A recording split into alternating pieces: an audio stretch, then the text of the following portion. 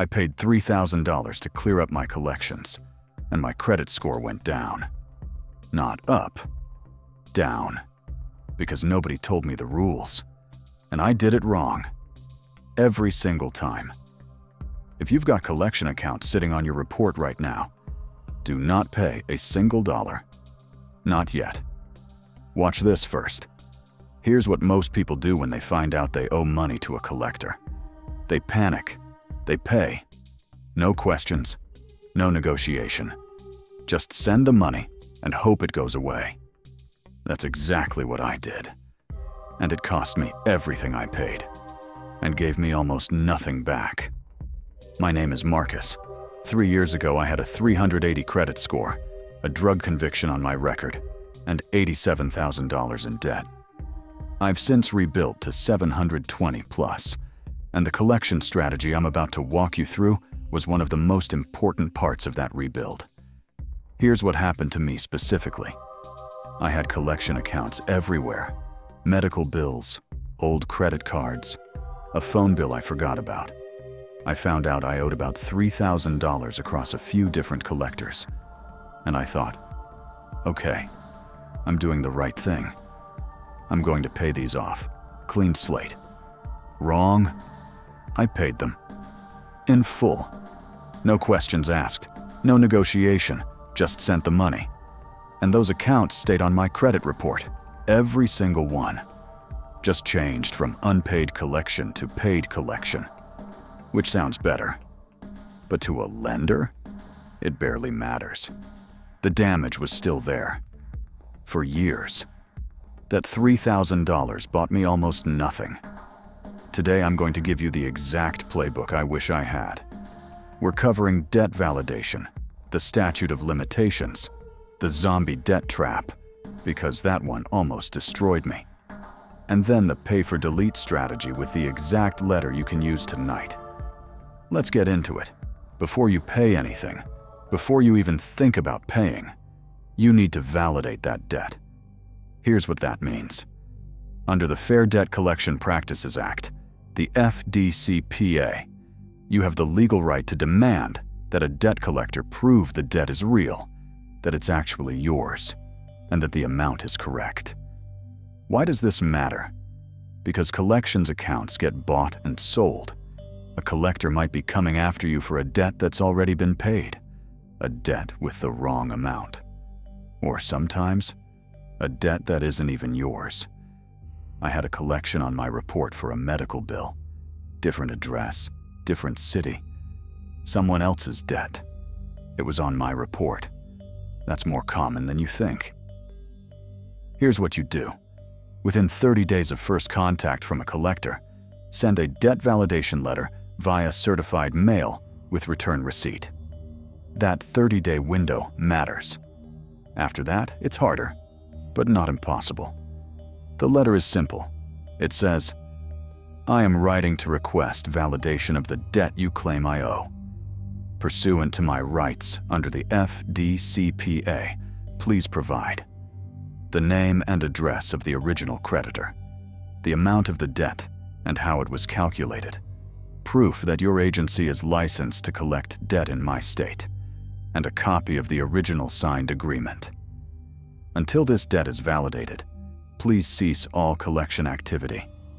Send it. Keep the receipt. If they can't validate the debt, they legally have to stop collecting, and you can dispute it with the credit bureaus as unverifiable. Some collectors will just go away. I've seen it happen. Not always, but enough that this step is worth doing every single time. Now, even if the debt is real and it's yours, there's something called the Statute of Limitations. And this is where people get wrecked if they don't know what they're doing. The Statute of Limitations is the window of time during which a debt collector can sue you to collect a debt. After that window closes, they can still try to collect, but they can't take you to court. Every state is different. Credit card debt in some states, 3 years. Other states, up to 10. You need to look up your state. I'll put a link in the description to a state-by-state breakdown. Here's why this is critical. If your debt is past the statute of limitations, it's what they call time-barred. A collector can still call you, can still send letters, but they cannot legally sue you. And now comes the trap. The zombie debt trap. Zombie debt. This is old, time-barred debt that debt collectors try to bring back to life.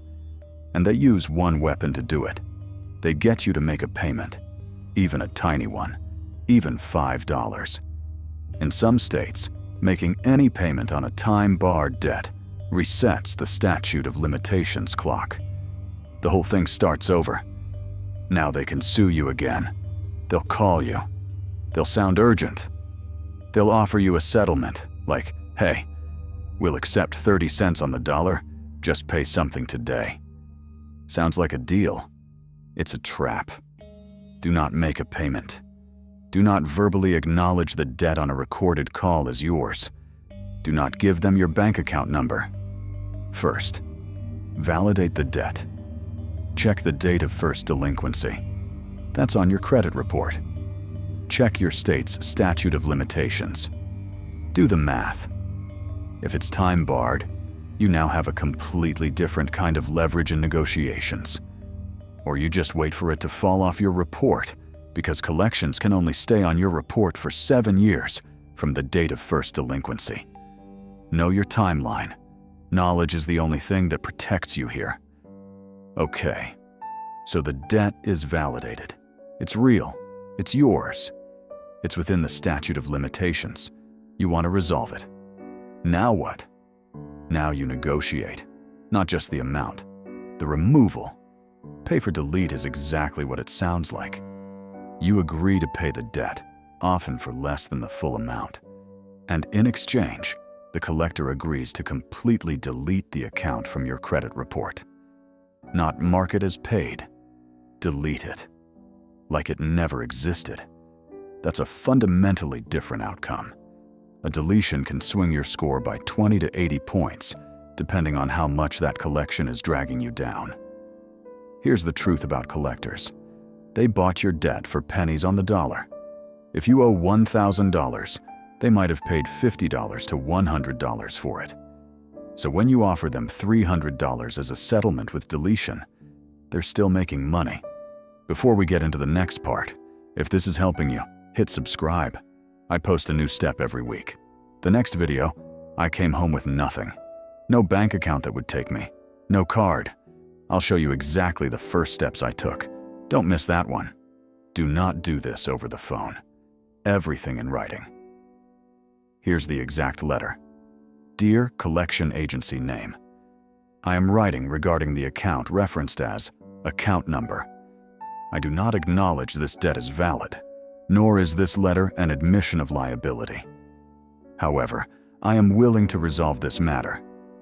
I propose a one-time settlement payment of your offer amount in exchange for the complete deletion of this account from all 3 major credit bureaus, Equifax, Experian, and TransUnion.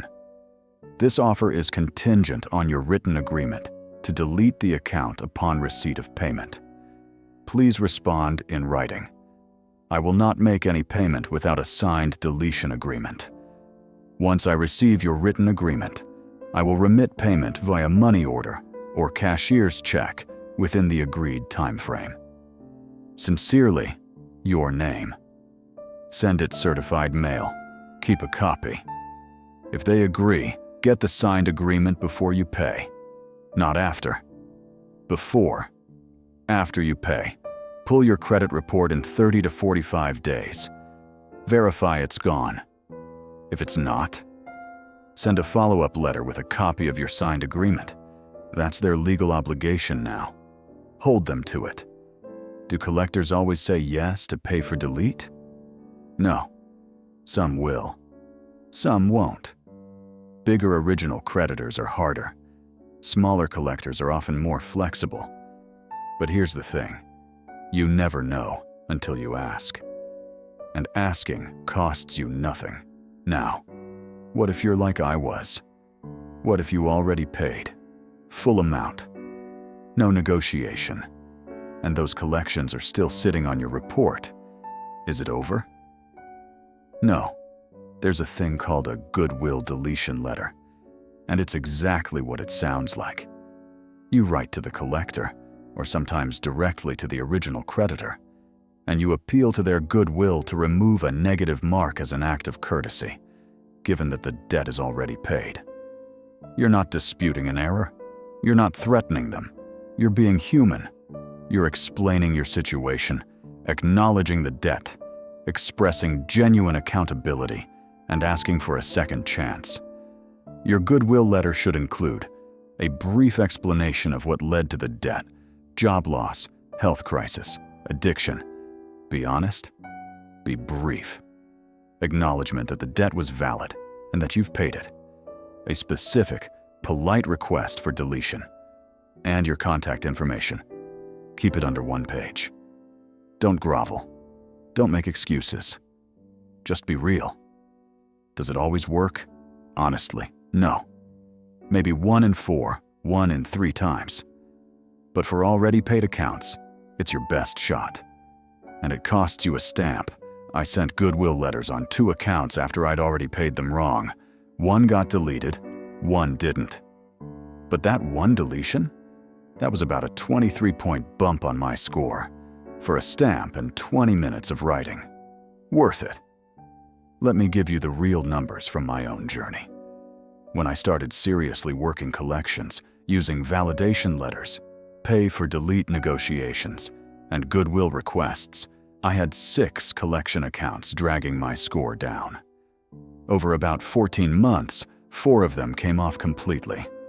1 through a successful dispute after validation. 2 through pay for delete negotiations, where I settled for about 40 cents on the dollar. And 1 through a goodwill letter. The remaining 2 I waited out. They were old enough that they fell off within a year. In that 14-month window, my score moved from the low 400s to 591. Not 720 yet. That came later, through building positive credit, which is the next video. But just clearing those collections got me over the 550 mark, where lenders would even talk to me. That's real. That's documented. Not a fluke. Real quick, 3 mistakes I see all the time. 1. Calling the collector before sending a written validation letter. They will say things on the phone designed to get you to acknowledge the debt. Don't. Everything written, everything certified. 2. Paying before getting the deletion agreement in writing. They will take your money and nothing will change. I've seen it happen. Get the signed agreement first. 3. Not checking whether the debt is time-barred before you do anything. This is the zombie debt trap I talked about. Pull your report first. Check the date of first delinquency. Do the math. These mistakes cost people months of progress. Don't rush. Slow down. Do it right. Look, collections are not the end of your story. They're a chapter. And like every chapter, you can turn the page. You've got the validation letter. You've got the pay for delete template. You've got the goodwill approach for accounts you already paid. That's more than most people ever learn about this. In video 4, we're moving to the other side of this. How you start building new positive credit from scratch, even with a record, even with a bankruptcy, even if nobody will give you a card. Secured cards, credit builder loans, becoming an authorized user, the whole playbook. Don't miss that one. If this helped you today, hit subscribe. Drop a comment below. Tell me how many collection accounts you're working with right now. I read them. Every one. Your past doesn't own your future. I'll see you in the next one.